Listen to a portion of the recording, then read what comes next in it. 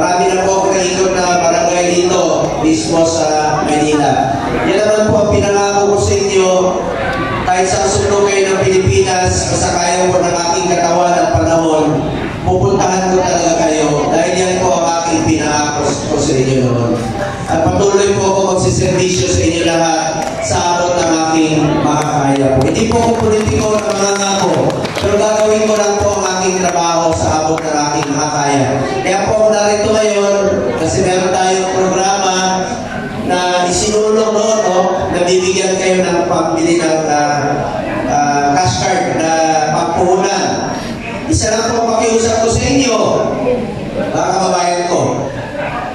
Mas masarap ang pakiramdam pag pinaghirapan at pinagpawisan niyo po ang inyong negosyo.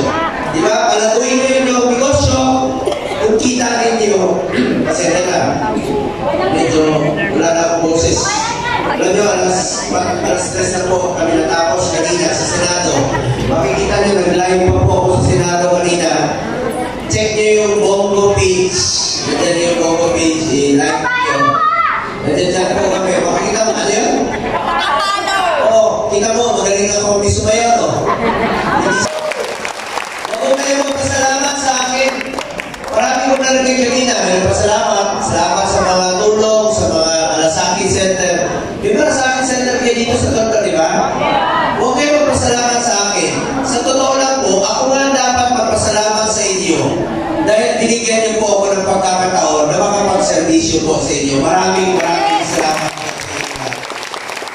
Senta na yung microphone ninyo. Luya na. Kailan lang kay Daddy Philip Salvador.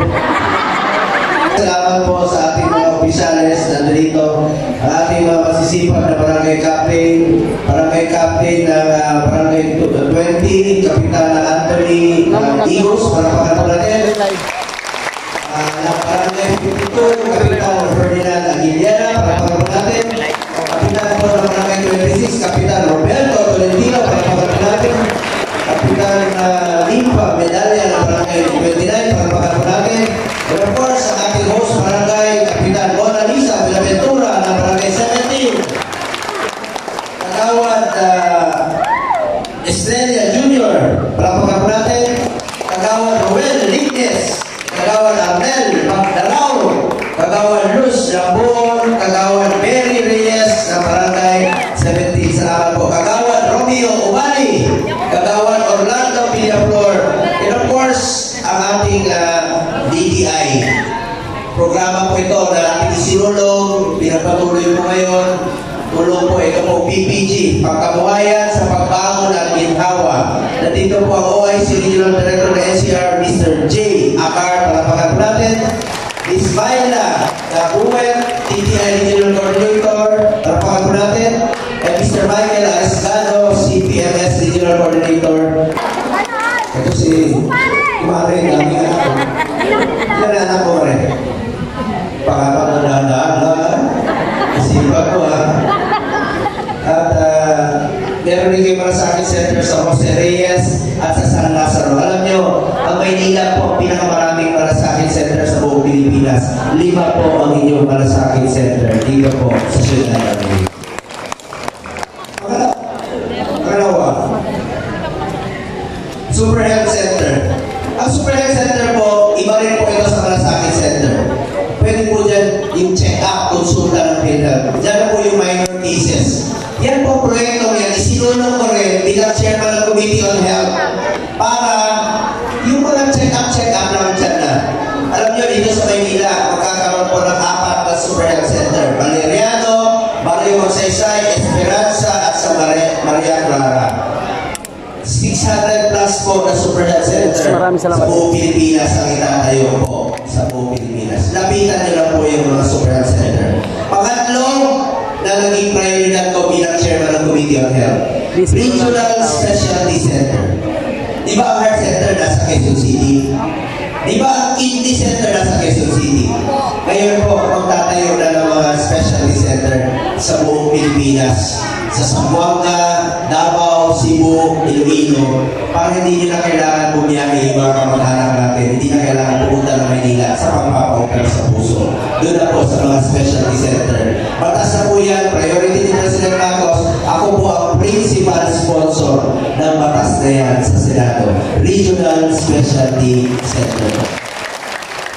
Asahan nyo, unahin ko parati ang mga batas at yung mga programang makakatulong sa mga mahirap. Pansinin nyo yung mga programang isinusulong ko, Malasakit Center, Super Health Center, Regional Specialty Center. Makakatulong sa mga mahirap. Unahin ko parati yung mga mahirap. Pangalawa, chairman po ako ng Committee on Sports. Kapitan, kung meron kayong mga paliga, inter-barangay, basketball tournament, dito, volleyball tournament, susuportahan ko po kasi naniniwala po ako na isang paraan po na labanan natin ang illegal na droga through sports naman po ito. Get into sports, stay away from drugs, keep us healthy and fit. Ako po isa sa mga author at co-sponsor ng National Academy of Sports. Meron na kahit eskwelahan sa New Clark City na pwede na po mag-aral at the same time mag-training ang student athletes. Sinusuportahan ko talaga yung mga atleta at proud po ako. Chairman po ako ng Committee on Health, Sports and Youth. Sa Sports 2019, umpisa pa lang. Nakakuha tayo ng gold sa Tokyo Olympics. Ngayon, 2 gold tayo kay Carlos Yulo sa Paris Olympics. Suportahan po natin ang ating mga atleta. Pangatlo, chairman po ako ng Committee on Youth sa Senado. Kaya iniinganyo ko yung mga kabataan to get into sports at saka mag-aaral kayo ng mabuti. Ito, anak, ilang taon ka na? Aral ka? No. Ilang taon na siya? Kung mag-aaral kayo ng mabuti kayo, kinabukasan ng bayan. May regalo ako sa'yo, ibigay ko yung regalo ko sa'yo.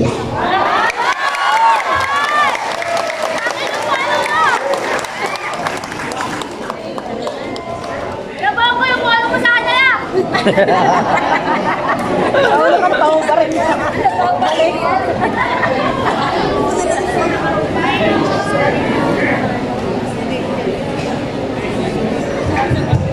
Inubad ni Senator Bongo ang kanyang relo, mga kababayan po natin, at ibinigay po sa bata, no?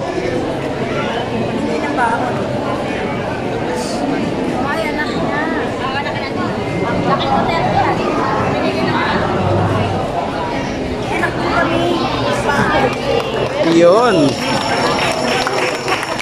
Uuwi si Senator Bongo na wala ng relo. Inubad yung relo. Yun, medyo okay na. Kanina buha ko pa eh. Ayun mga kababayan ko, may dala rin po ako mga vitamins po para sa inyo lahat. May dala rin po ako face mask at iba pang mga kagamitan ng t-shirt. At lahat kayo makakatanggap ng bola. Lahat kayo, may bola po pala. Sampo ng bola. Braveheart, Salvia, thank you po ha. Itong bola, nakikiusap na po ko sa inyo. Sa mga kabataan ha, laro na lang kayo ng basketball o volleyball. Meron kayong bola? Sa akin wala pa. Ano pa? Yun, may bata din siya kanina binigyan ng t-shirt, bola, yung nakahubad na bata. O yun, sabi ni Tonet. Ang swerte ng isa ngayon. Kasi yung relo niyang binigay. Yung bola dala ko walang hangin, okay lang? May vulcanizing pa kayo rito? Sigurado? Kasi kung nagmamadali kayo, pwede niyo pong lapitan si Philip Salvador. Alam mo, mamamit po siya ang hangin sa siya. Alam niyo, minsan, magkakasama kami. Tumutunog yung Levi's niya. Pag nagreklamo ako, siya pang galit. Sabi niya, huwag ko raw away. Miguel, ma'am, shout out Miguel. Alam mo, hindi na pinatis. Huwag ko raw away. Walang patawad ko eh.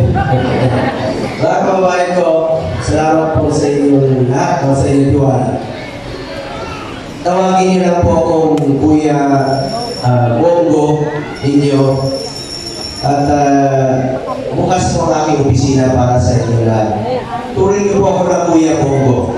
Pwede niyo po akong tawagin Kuya Bongo. Kayo, Paki Bongo ang tawag niyo sa akin, di ba? Kasi mga kumari ko, talino ako na mga. Pero may pakiusap lang po ako sa inyo. Halimbawa, nanay, huwag mo naman akong tawagin Kuya.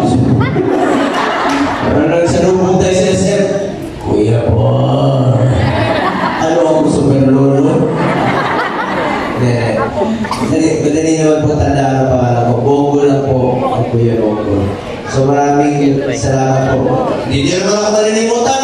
Pupunta kayo ng kanto. Traffic, di ba? Ano yung maalala niyo pag nakakita kayo ng green? Ha? Go. Pag gutom na kayo, bibili kayo ng ano? Chokes, no? Oh. Ngayon, pag ano pangalan ng dating presidente? Rodrigo? Paborito namin ulam. Mong? Ano tawag sa mahilig sa alak? Laseng? Okay, go ba rin? Sino nasing ko sa inyo? Sila. Sako lang. Ayaw mo na ko yung namin!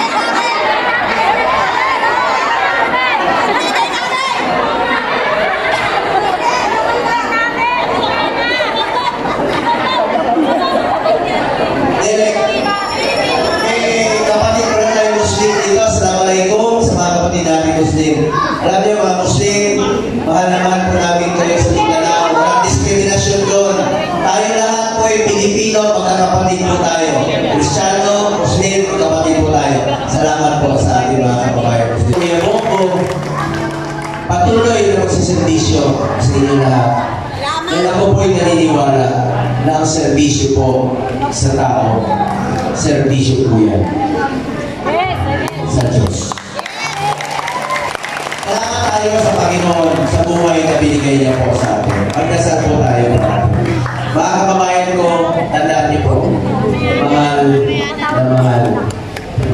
ko po kayo. Mahal ka rin namin!